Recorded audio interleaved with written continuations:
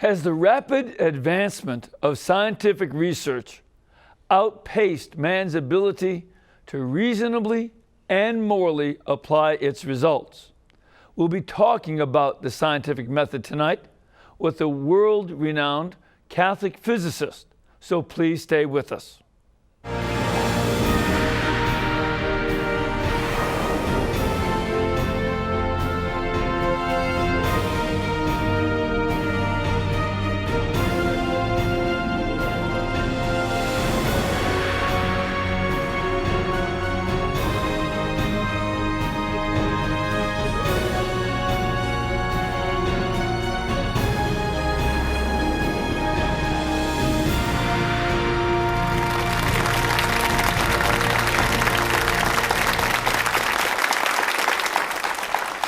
Thank you, and welcome. I'm Father Mitch Pacwa, and welcome to EWTN Live, our chance to bring you guests from all over the world.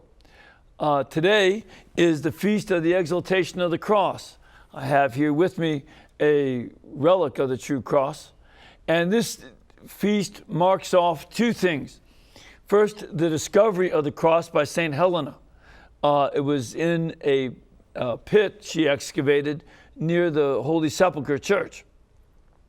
And then the second thing is that in 614 AD, the Persians had conquered Jerusalem, and they took the true cross back to Persia.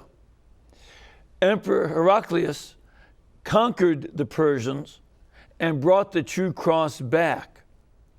And he carried it in to Jerusalem on the same day, on the 14th of September. So we celebrate that great event of the exaltation of the cross. All right, tonight we have a guest who has gained international recognition as a world-class theoretical and experimental physicist by solving the problem of angular momentum within Einstein's theory of relativity.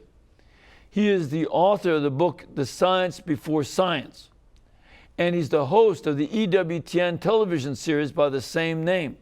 So please welcome Professor Anthony Rizzi. Thank you, Sam. Dr. Rizzi, it's good to have you back with us again. Well, it's good to be back. It's really good to see you again. What part of the country do you live in? I live in Louisiana, Baton Rouge. Baton Rouge. Yeah. And you're a professor there? Yeah, I'm professor at the Institute for Advanced Physics. Okay. Yeah.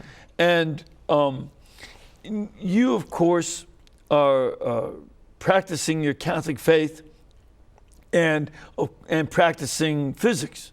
Yes. You know, you're doing both of these very important roles. But for a lot of people, there is a problem between science and religion. As a matter of fact, a lot of usually non-scientists bring up the problem more than scientists do. Say Galileo and how the church, suppressed Galileo and all this kind of thing. And they use that as a way to show that there's this breach between science and religion, and that since the 1600s, they've grown farther and farther apart, and maybe they'll never get back together again. Do you think there's any possibility of science and religion coexisting in a mutually beneficial relationship? Yeah, I think this is a very important point. I need to say right off the bat that science and the faith belong together. In fact, science came out of the bosom of the Catholic faith. We've talked about that in other shows. And that's an important point, that the church was not against science. The Galileo affair doesn't prove that at all. No, it doesn't.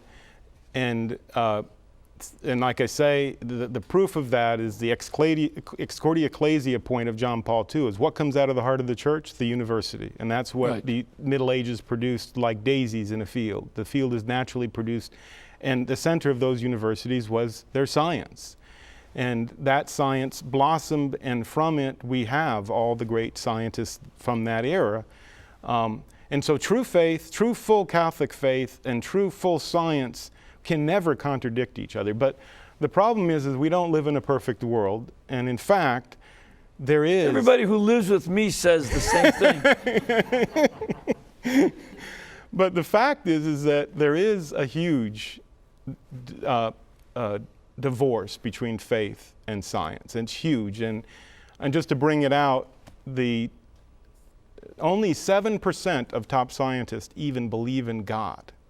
Let me say that again. Only 7% of top scientists even believe in God. We're not talking about some thin Christian faith. We're talking about just belief in God. Right. And it's getting less and less. So from a time in which you had the prime physicists being Catholics like Descartes and Galileo, and before that priests and bishops, you have a time now in which there are mostly atheists. So in fact, the reason you don't hear scientists commenting on it is they don't care. So we really have to confront as Catholics that we haven't answered this dilemma that if I can just give an analogy. Sure. It's like, picture a loaf of bread, and it has a beginning and an end, like time has a beginning and it will have an end. And just picture that loaf sitting on the counter there, and you're going to take a big knife and you're going to chop it in half. And what the scientific revolution did is it chops history in half. So now you have two halves of history, and that is really how profound the scientific revolution is. And all you have to do is look at what's happening right now. They're able, out there in the audience can now see you and I from the benefits of this understanding that came from that cleavage. People before that wouldn't know anything like that. And right. That comes so science, we are both saying very strongly that science benefits society tremendously. We wouldn't have television without science. Right. We wouldn't be doing what we're doing. Right. And science, though, is, and it's a good thing. This scientific revolution, I want to emphasize, is a good, as obviously you can tell because I'm a scientist and remain a scientist and am very convinced to have the importance of science. But the scientific revolution wasn't digested properly. It sort of stuck on the way down. And we've got to get it to go all the way down and digest it and get it all into our limbs. And you can see this because, for example, on EWTN itself, how many science discussions do we have? It's hardly at all. Right. And you can compare that with what happens in physics departments and science departments across the country. There is no discussion of religion because they are completely divorced. And I'd like to give you, leave you with another analogy there. It's like as if man in his very soul has been chopped in half, and faith is left over there, and reason has been left over there. And for some scientists, if they are believers, they put a religion compartment over here, yes, and then their science compartment is over here, and they don't bridge the gap within their own life. There's no gap. There's no bridge. That's right. And a good example of that is the great Father George Lamont, who's a great scientist and a great priest, but they're dichotomous. You don't see crosstalk. You never hear Father Lamont commenting on you don't hear the comments. And it's the dichotomous way that we think that the scientific method, because it's gotten stuck. And for people to understand how important Father Lemaitre was for science, he was the one that came up with the terminology of the Big Bang. He actually, people don't realize this because Hubble gets a lot of the credit, especially in America, because Lemaitre was a European, but really they didn't digest that he solved the Einstein equations for the Big Bang. He showed the evidence that the Big Bang was true. He did all that stuff, and Einstein, upon hearing it, stood up and clapped and said, "This is the most wonderful description of the universe I've ever heard." So and the one who did this was a Catholic priest. He's a Catholic priest. But even there you see this dichotomous behavior that we don't have an integrated, one's over here, that's what I do over here, but it has nothing to do. And John Paul II summarized this in a letter to the Vatican Observatory not too long ago. He says, "Science challenges theology deeply." In fact, he goes on to say that it challenges theology more than the introduction of Aristotle into the medieval period at that time, which, for people that don't know, that was the equivalent of the upgrade of science of the day. Right. happened in the medieval times. Europe was not, Western Europe was very much behind. There'd been a period of 500 years of barbarian invasions. Yes. And so they were not very much open to science. They were trying to survive. Yeah, they were open, but they were busy. Right, yeah, right. Busy fighting off more barbarians. And then the barbarians became Christian. Yes. And in the 12th century and 13th century, Aristotle was translated into Latin and brought to the West. Yes. Yes. You know, from the Arabs philosophers. And this opened up science. Yes, right. But it had to be digested, and it was successfully digested by the church. But then if I could just go on, so what happens with the scientific revolution is a brand new method of thinking comes about that never existed before. So Catholics' efforts to talk about evangelization in the vacuum of this new understanding are bound to fall on fallow ground, because this new understanding radically changes the way we all think. And let me give you an example of how that works. It's an equational approach that instead of... You mean in the science? In the science. That you think in terms of equations. Yes, you think in terms of equations. And this is really the heart of the scientific revolution, is that instead of giving you what this is, I give you an equation of what it is that describes it. See, that's one of the things that a lot of people don't realize. You know, the Big Bang Theory is a word image of an explosion to help us understand. But Lemaitre had really come up with a series of equations. Solutions to the Einstein equation. Right, and that's all that it was equations. If you looked at his paper, all you would see was equations. You would not see pictures that you see on Nova.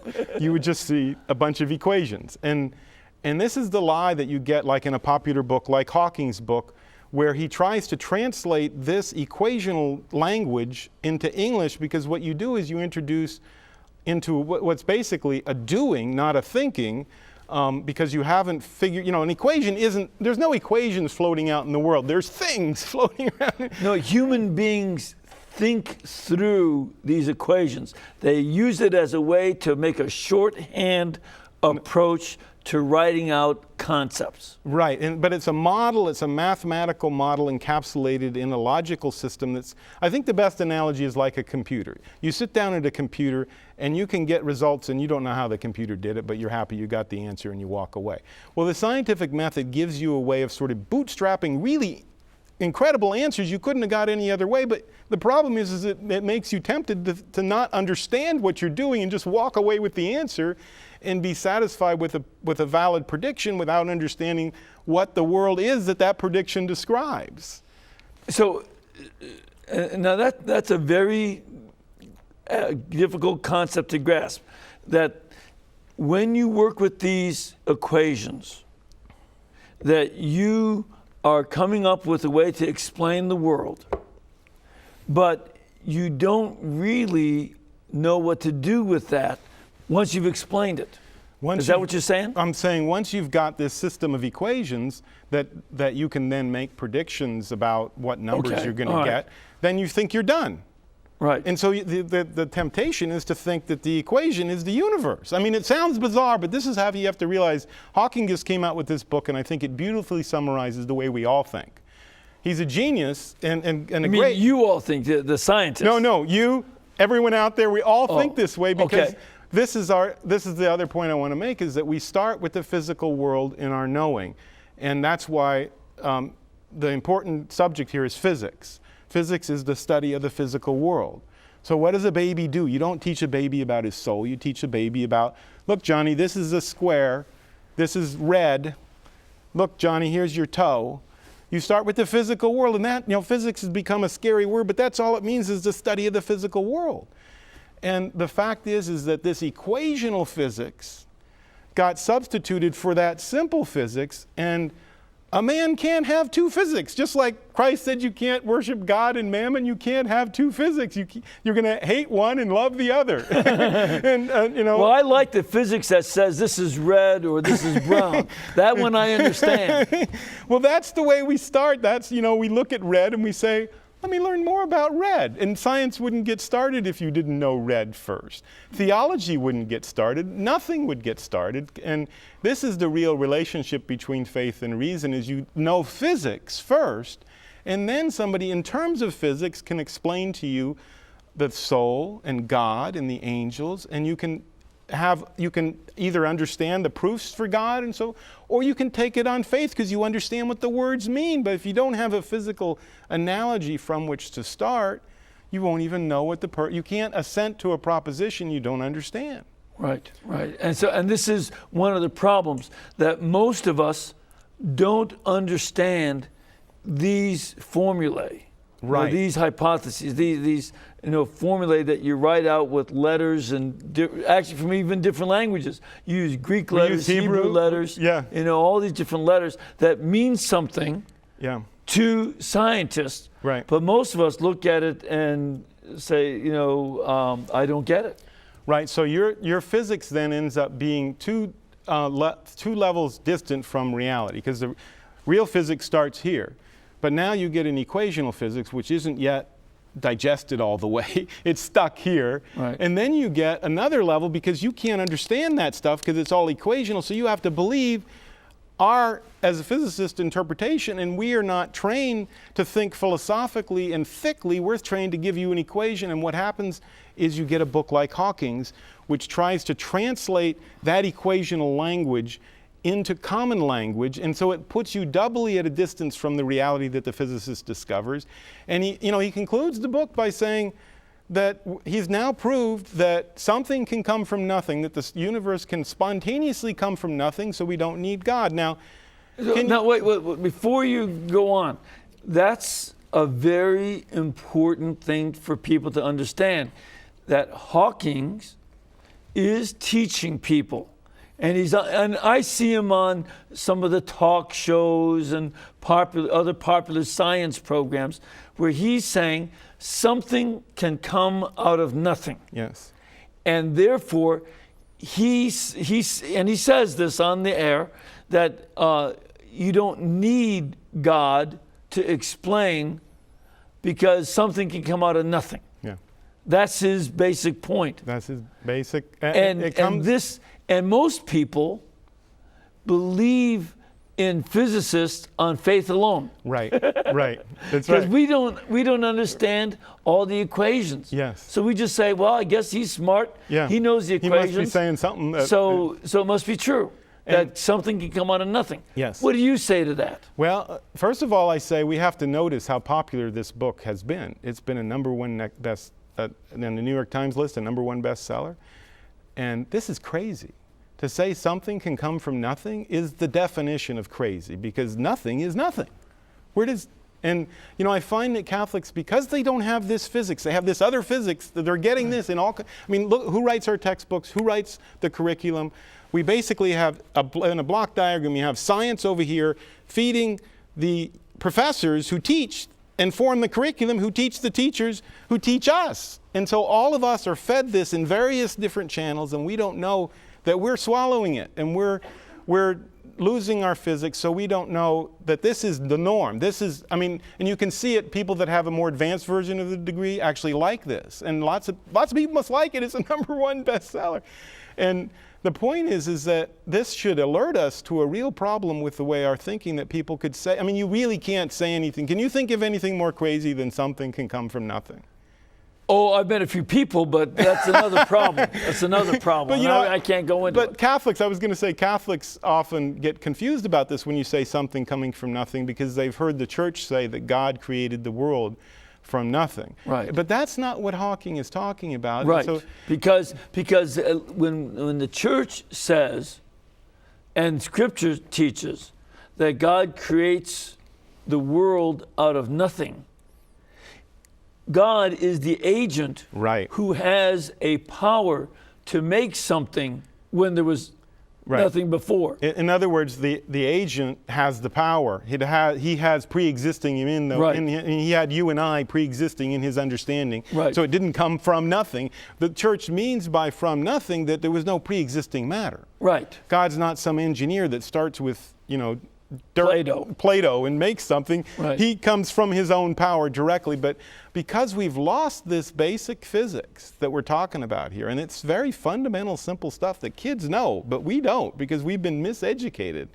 This is a serious problem, and I really want to hit home that this split has divided. And Hawking, at the beginning of his book, he says, philosophy is dead, science has replaced it, and he is right. On a practical scale, he is right. No one knows these basic principles, and in fact, philosophy is now a separate word from science. Science means knowledge, and if I talk to you about science, you're going to think of modern science. Right.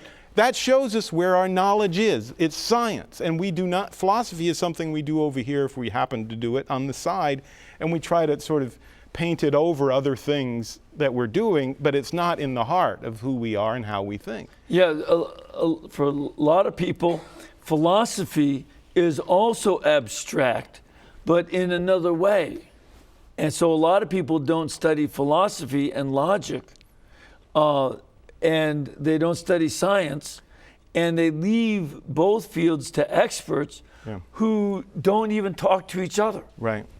Right, but I'm trying to take the rod out of our eye. So I'm even talking about Catholics. Catholic Thomists, generally speaking, don't know any science, and so they end up talking the right stuff, but it stays in a corner because it can't penetrate into the real world where we live and make decisions and we understand things, and that like I said, that's like a separate physics, and you can't have two physics. Man is going to hate one and love the other, and if you make it that kind of armchair, back of the seat thing, it will not get used, and it will do what it's doing now, and it's just living in these little corners, and it's not thriving. So there's this real problem that we have of the world, dealing with having a divorce in the way we think. We know that we need the scientists. Right. We need them because they get translated by engineers into many things that we have all around us. Yeah. And we appreciate it. For the most part, science has been a positive influence. Not always. Some nations have used science badly for bad purposes. Yeah. Nuclear warfare, some things like that. But on the other hand, most of us don't understand what this physics means for our faith. And that's the point that you're trying to make. Right. That there's a lot in which we don't know that physics has a meaning for our faith, and that it has a meaning for your faith, and that we need to integrate these two areas. Right. We need, and we have a slide there. I don't know if you can put it up, but we need to put back at the roots the right thinking, because the roots of a tree are what feeds the life in the tree. And we have to put our simple understanding back in the tree and feed it up to the tree, because you pick the fruits at the outer parts of the tree, not at the roots of the tree. Right. And so you can have the roots, but they have to be brought up. And that's what the Institute for Advanced Physics is doing, is for the first time really in human history, is we're answering this problem that we can only have one physics, because that's the starting point. The faith doesn't get off the ground without the right physics. And if you have the wrong physics, and it's all of us have the wrong physics, because the physicists are the only, it's really the one that's left, is the one that's not digested. And until that gets so that it can bring up and go all the way to the top branches of physics, the fruit we're picking is going to be pro-death, it's going to be the end-of-life issues, it's going to be anti-marriage, it's going to be all these things that we see, and we don't have time to get into, but this affects every area of life. As you can see, the way if I got 1 + 1 = wrong, all my arithmetic, it's a beginning thing. If I got that wrong, all my arithmetic, I might get 60 + 60 right by accident, but I won't understand arithmetic if I think 1 + 1 is 18. See, and this is one of the things that's very important, because science has a lot of ramifications for the way we live. Right. And again, television that we are doing right now is one way in which science makes an impact on our life. Right. But if you divorce your physics and your faith, this also affects your morals. Right. And that's one of the things that happened in Nazi Germany. Yes. Science made tremendous advancements under the Nazis. Not the wacko experiments on the concentration camps, but there were really tremendous advancements in science under the Nazis. But it was divorced from faith and morals, and it was used to oppress and conquer anybody they could. Right. But that's And really, that's an example, and you're saying that there are other examples in which, say, medical science gets misused for pro-death purposes. Yes. But I'm going deeper than that. Go ahead. See, people think of science as the practical stuff that we get. And science has two aspects. First is just knowing the truth. And the truth is what will set you free, as Christ said. Right. Not what you do with it. You have to act on the truth, but first you have to know it, and the truth will set you. So science is really geared towards understanding the world. And that's what a scientist still does. A scientist is trying to understand the world. He's not trying to give you some new widget, though that because of our fallen state, and not just our fallen nature, but our fallen state due to the very problem I'm talking about, we don't value that. And we have to learn to value the truth that science has given us for its own sake, not for the widget it gives us. And it's not the abuse of the practical end that's the real problem here. It's the lack of understanding in the truth end that's the problem, that makes us misunderstand truths that we need to decide in our moral lives. What is within the scope of nature, for example. And what you have to realize about pro-death people is they're, for the most part, not people that are going around trying to say, how can I be like Adolf Hitler? No. They really think, because the scientism has confused them, and most Catholics are in the same state, they can't really explain why they can assert by authority that science has said this is human, but it's not true. The scientist thinks of the human embryo, because of his training, as we all do, as a machine, as a bunch of parts to be played with. And that leads him to not notice the holicity, that this is the same thing. It's not a machine. It's not a machine. It's something that is the same thing as when the baby comes out. And that takes different eyes that all of us have lost. And we cannot help them unless we get our sight back. We can't help them by just giving them moral prescription and hold the Bible up or hold church documents up. We have to explain to them, and we can't say, well, you can't do these bad things on the practical end when we don't know how to think like they on the understanding end. Yeah. And we have to help them understand why this is a human being. And that gets back to the basic physics I was talking about, that you can't answer with an equation. Right, you have to get at the truth of the reality. One part of the truth of the reality is an area that you should be quite familiar with as a scientist and a physicist, and that's the issue of time. We have to take a break, but we have two books that are physics for realists. And there are textbooks that are available through the Institute for Advanced Physics website, which is www.iapweb.org. Institute for Advanced Physics website.org. So iapweb.org. And you can look up the Institute for Advanced Physics at that website, as well as get some of these books, and they're important books for dealing with this. Well, we have to take a break, and we'll come back in just a couple minutes. We want to get some of your questions about these issues, as well as those of our studio audience, so please stay with us.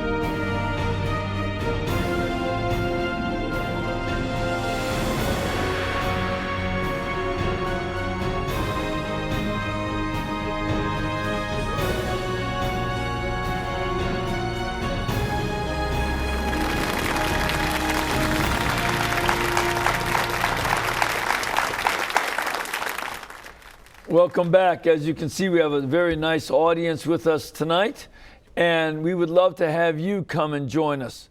If you can be part of our live audience here in Alabama, please contact our pilgrimage department.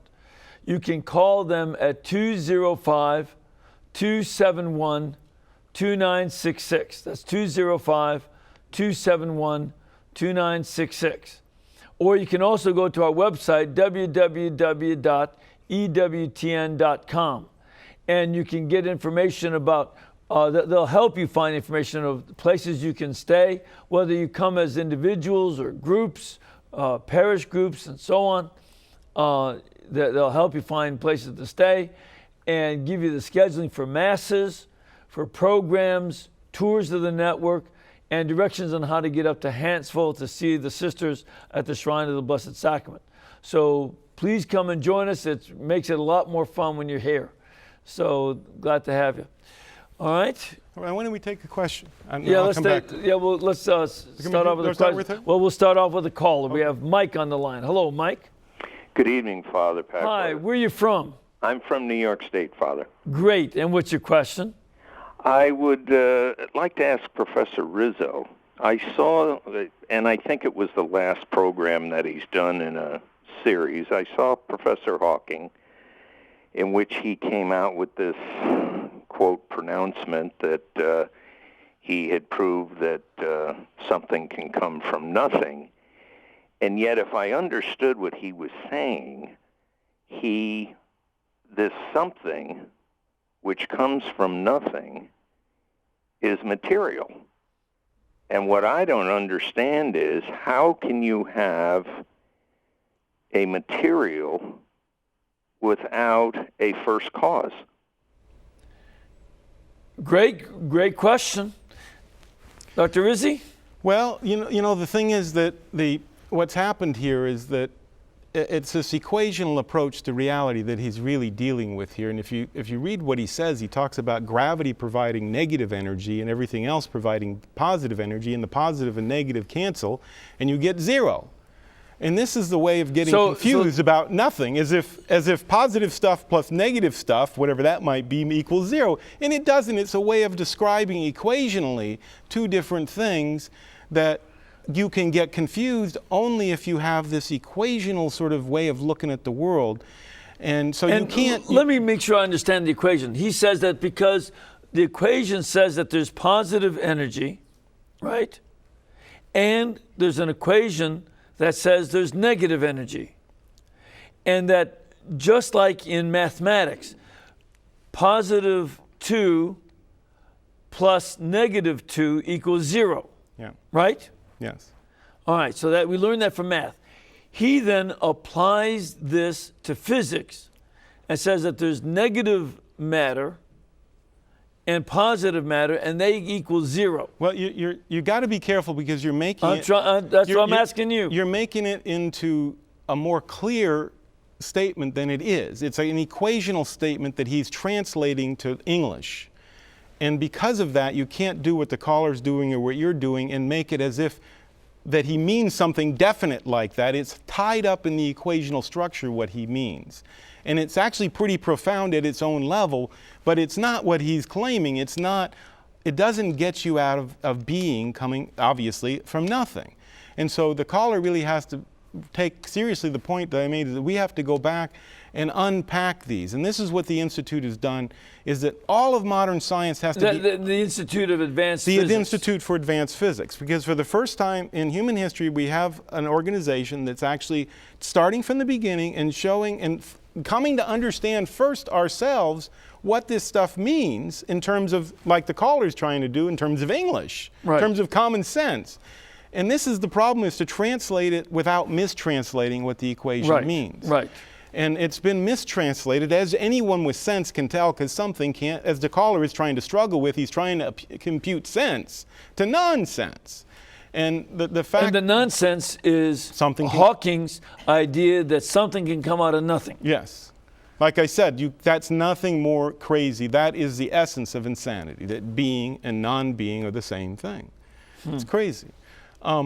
And this comes about, and what the Institute has done already, and that's the books you were mentioning, is one thing I wanted to say, is that this is the second volume of this book, a series of this book. The first volume was here. And if you know physicists, and if you're a homeschooler, you should look into getting these books, because for the first time in human history, the two pillars of modern science, mechanics and electricity and magnetism, how you're getting this feed, are now understood and translated in the way I was just describing.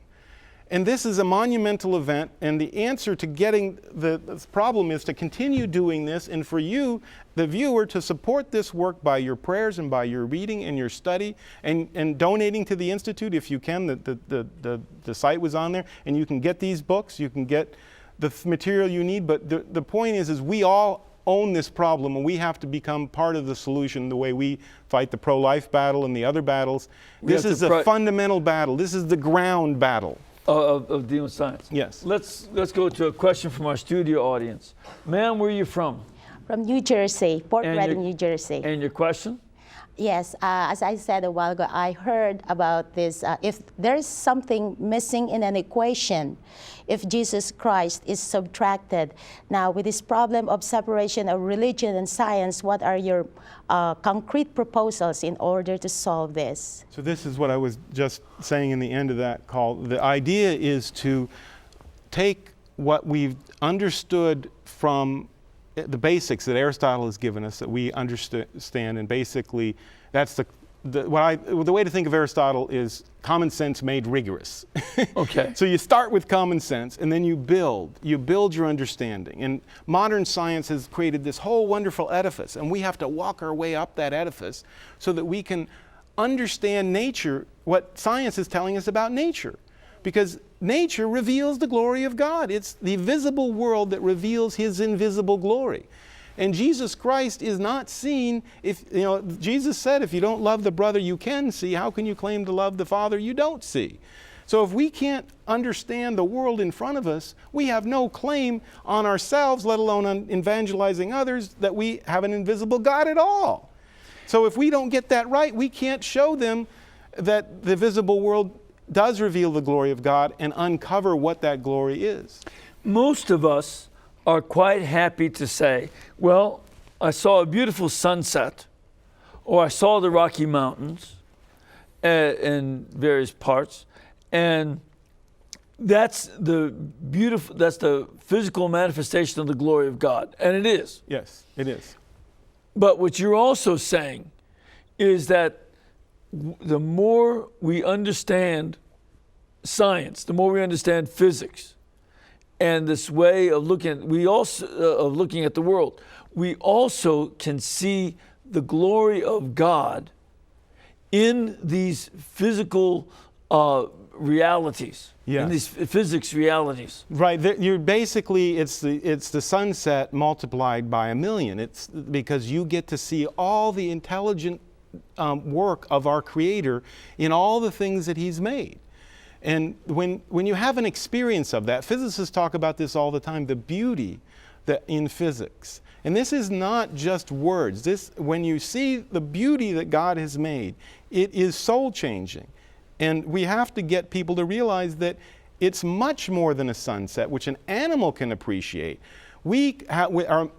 Men with minds, and with our minds, we can glimpse the glory that God put in everything, because everything is held there by Him. That's one of the things that you did in your series, The Science Before Science. You bring out the beauty of this, great study, yeah. And that there's one of the things that a lot of scientists talk about is that there's a beauty in the theories. Yeah. That when a theory works out, there's, especially as it's tightly knit and all, that there's a beauty to it that they really appreciate. And you're asking us to appreciate it so that we can see the glory of God and be able to understand more of our faith. And unpack it from the equation. That's what I'm saying. What we've done is we've unpacked it from the equation. I've taught my 5-year-old this stuff, and he can see the beauty that the physicist is seeing untainted by the poison that's now all throughout. I mean, I remember what I said, 7%, only 7% of the top scientists, and it goes down every year. It was 28% in the early 1900s. And it's now down to 7. And it's who believe in God, 7% who even believe in God. Right. We have another caller on the line. Hello, Owen? Yes, Hi, where are you from? I'm from Florida. And what's your question? My question is, I think the whole discussion is misplaced in terms of how can you reconcile faith and reason when faith is not subject to the scientific method, and yet science is scrutinized every day according to the scientific method. I don't understand that. I really don't. That's a very important question. Very important question. Do you want to take that? Yeah. I mean, basically, what the caller's saying is what we've been saying is that the scientific method is sort of been allocated by our culture as the only way of knowing, and that it's dichotomous with faith because it's a system of knowing that gives you information that has nothing to do with God or anything else. It's just sitting over there by its lonesome. And if we don't get people to realize that it's the way of understanding the world, and it is through the world that we prove the existence of God, and you can prove the existence of God. You can't do it by the scientific method because it's the science, as I say in my book, the science before science. It's these simple things.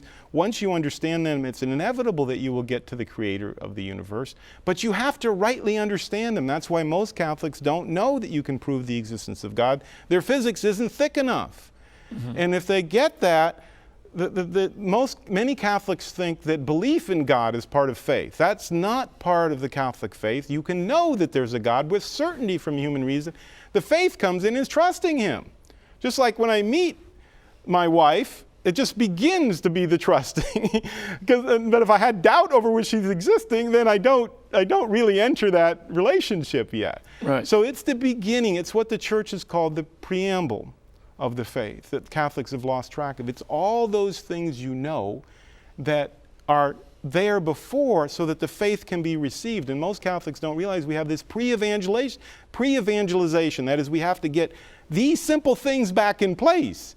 Just like you can't tell a child about the soul until he's done the baby work, you can't tell yourself or the people on the street until they've gotten this thicker understanding of the world back, and that they've begun to see that it not only doesn't contradict modern science, that it lights up modern science, and it tells us what modern science means, and it shows us the beauty and power of modern science. If I would use an analogy that, based on what you said, you came to know your wife, and you can prove a lot of things about her based on the scientific method. You can prove what color hair she has, her weight, her height, her, all of these data. You can use scientific method to show that data. However, and this gets at his point, you cannot use the scientific method to prove that she loves you. Right. Her love for you is going to be something that you experience in a relationship of trusting her, yes, and a faith in her, yes, and her faith in you. Right. And that there are two different kinds of knowledge here. Yeah. And one of the things about this is the scientific method can help us know about the physical universe, and from the physical universe point to the existence of God. Yeah, I mean, you don't need the scientific method to do that. But I'm saying that you can use the scientific method to learn about the physical universe, right, and give its dimensions. It tells you more about the universe that God made. Therefore, you can see more of what He is. Exactly. You already know that He right. is by just a simple thing. Like her hair color, I don't need the scientific method. I just look. Right. And then once I see those things, I can... Though every so often as the color changes, you might need the scientific method. Yeah. But that's another issue. But the thing is that I can know what I need to know to enter that relationship without having the scientific method at all. And people, as you know, have done this before the 1600s, that this divide happened with no problem. But the scientific method could give me more knowledge about her physiology, for example, that I wouldn't otherwise know, that can give me all kinds of insights into what it means to be a woman that I couldn't otherwise have, that wouldn't take away, understood rightly, not used rightly, like we always like to go, well, are they going to misuse it, those bad men? No, if we understood it rightly, it lights up more of who she is. Right. And if we did that more, we would see the positive that science brings in our understanding, because we think of it as a technique to get us new gadgets, and we constantly discuss it in terms of people misusing those gadgets. We miss what science is. Science is about getting truth, and we need truth. And for somebody to say, truth has nothing to do with my faith, it shows you the problem. Because they don't understand that knowledge leads to more questions. The more someone trusts me as a teacher, for example, the more I can give them. And so to say that faith is irrelevant to what they know about me is crazy. It shows you that you've divorced your mind, you've done that, your soul has been cut, lanced in half. But on the other side, you know, the issue of faith is where you enter into a relationship with God. Yes. And just like your relationship with your wife cannot be subject to the scientific method, right, then neither can your faith relationship with God be put under the scientific method. There are two different kinds of knowing. They are both knowing, but there are two different kinds, and that we shouldn't try to mix the two kinds of knowing, but let the two kinds of knowing help each other, work hand in hand. Right, but the thing that needs to be said is the first kind of knowing is the physical kind of knowing. We always know whatever we know about what's not seen, including our relationships with our wives, by what we do see. Right. And that's the strong form of knowing. Every other kind of knowing is said by analogy.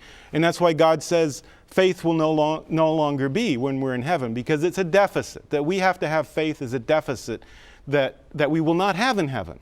Right. There will be charity, but there will be no faith, because we will know. Yeah, we'll see in the God sharp, face to strong face. sense, we will know. Right. And we have to get this to understand the faith, to think of these things as separate, to think somehow that knowing my wife more, whether it's by the scientific method or somehow mitigates against my relationship, is showing the divorce between faith and reason. Right. That's not right. Right. But the more I love my wife, the more I want to know about her. The more I know God, the more I want to love Him. The more I love Him, the more I want to know Him.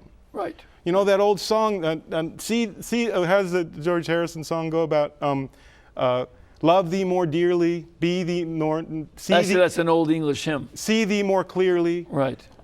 That's because the more you see, the more you can love. You Right. can't love what you can't see. You Right. can't have faith in what you don't know. Right. You have to trust that God will take you beyond what you know, but that's the whole point.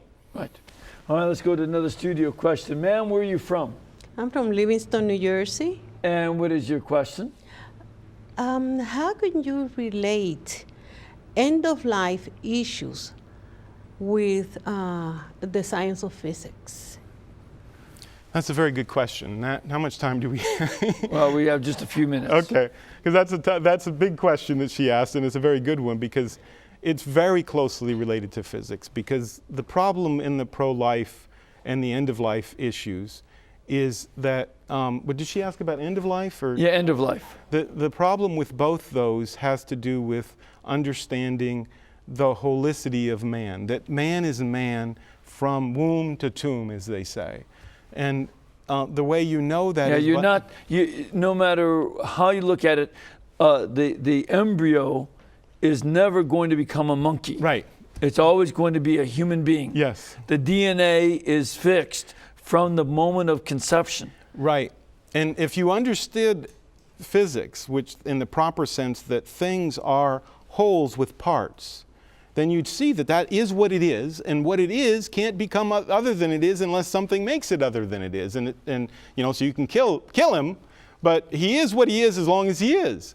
And so long as it exists, it's going to be a human being. So as long as he exists, he's a human being. Right. And no matter what happens, as long as he's alive, he's a human being, because that's all the kind of being he can be.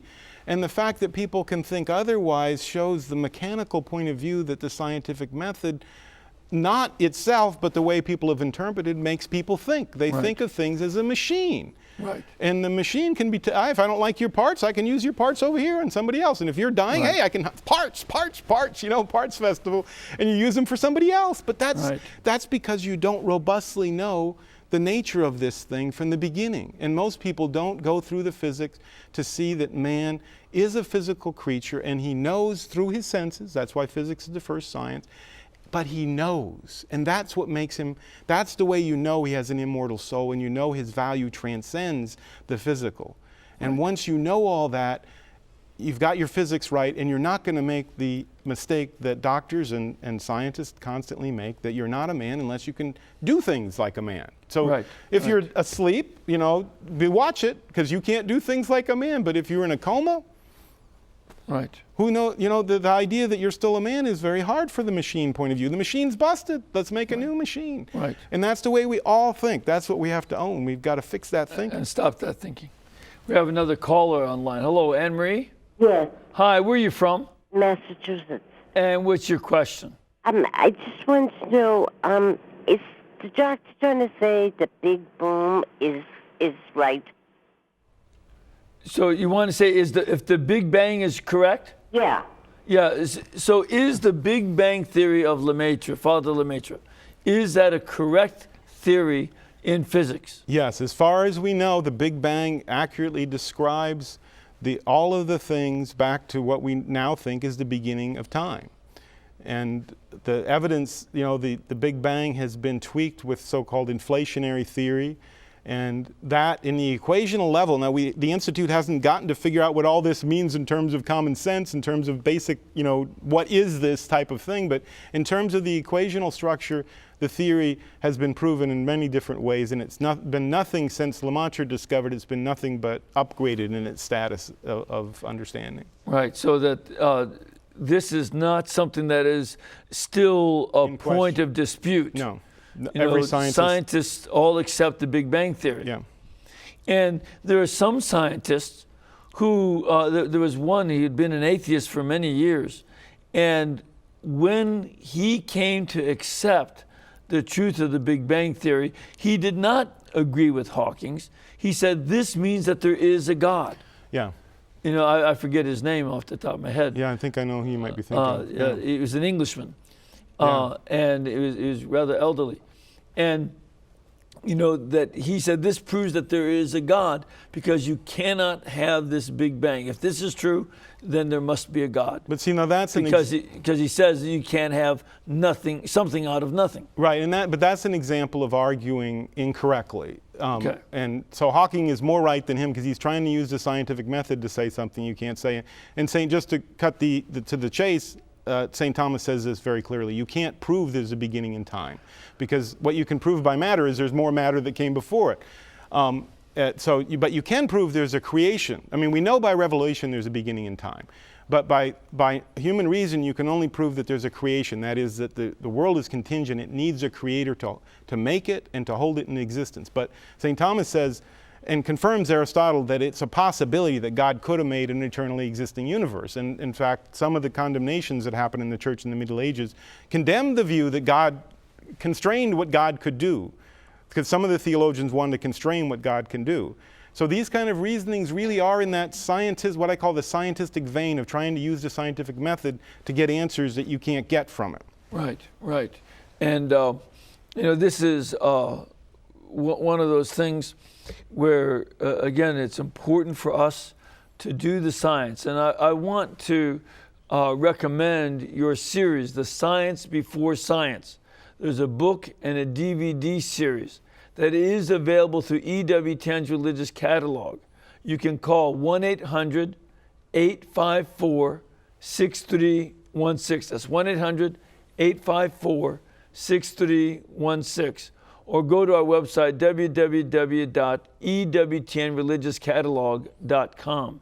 And you can order that, because we want you to have more of this kind of material and to be able to help do some of this thinking, to see the glory of God and help promote the union between science and faith. That's our task. Dr. Rizzi, time has gone quickly. Thank you very much for being with us. Well, it's a pleasure. And it's good to have you here with us. And of course, I want to bless all of you. I have this relic of the true cross, and I'd like to bless you all with it. May Almighty God bless you and keep you and cause His face to shine upon you. May He lead you in all of your ways by His peace. In the name of the Father, the Son, and the Holy Spirit. Amen. Amen. And, you know, we can do these programs because this network is brought to you by you. And you know, we've been making some appeals to you because we are way behind in our needs. You've been helping us to not get farther behind, but we're still far behind. And we really need your support. So please keep us in between your gas bill, your electric bill, and your cable bill so that we can pay some of the big bills we've got. Thank you.